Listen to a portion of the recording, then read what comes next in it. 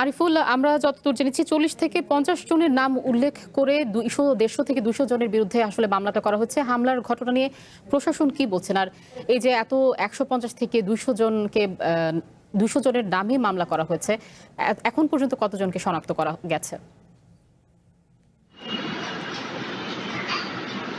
আসলে এখন পর্যন্ত নারী পুরুষ সহ ১৮ জনকে আটক করা হয়েছে এবং তাদের কিন্তু ইতিমধ্যেই গ্রেপ্তার দেখানো হয়েছে। অর্থাৎ তাদের তাদের প্রত্যেকের নামেই কিন্তু এজাহারভুক্ত আসামি তারা হয়েছে।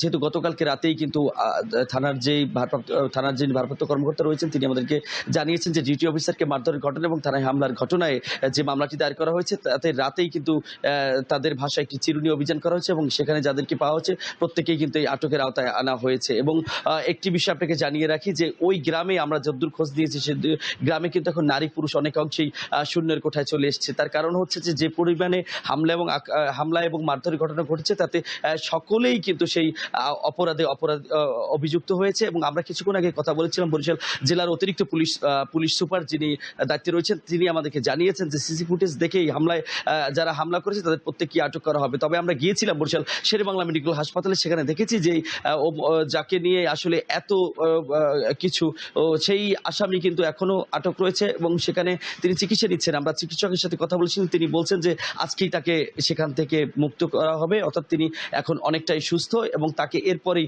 থানার মধ্যে পুনরায় আসলে জেল হাজতে প্রেরণ করার কথা রয়েছে। আর অপরদিকে যেই এএসআই ডিউটি অফিসার হালিম আহত হয়েছে তার সাথে আমরা কথা বলেছি, তিনি বলছেন যে তার মাথায় এখনো পর্যাপ্ত আঘাত রয়েছে এবং তিনি এখনো আসলে উঠে বসতে পারছেন না।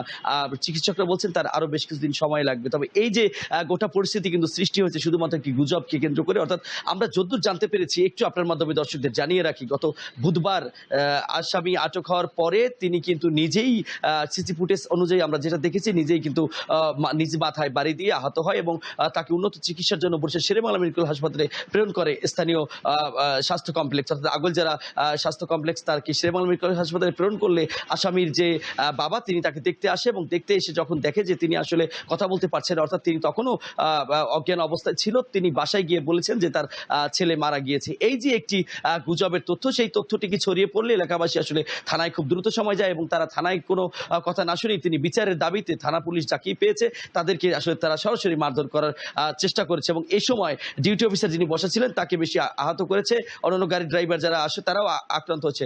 মোটা তাকে যদি বলতে যাই, সেই যে মব সন্ত্রাস সেটি এবার আসলে সিসি ফুটেজে দেখা গেল। তবে সবাই আসলে আইনের আওতায় আসবে এমনটি জানিয়েছে পুলিশ। যিনি আহত রয়েছে তিনি দ্রুত সুস্থ হবে এমনটাই প্রত্যাশা করছেন এই অঞ্চলের মানুষ। এই ছিল বরিশাল থেকে এখন পর্যন্ত আমার কাছে।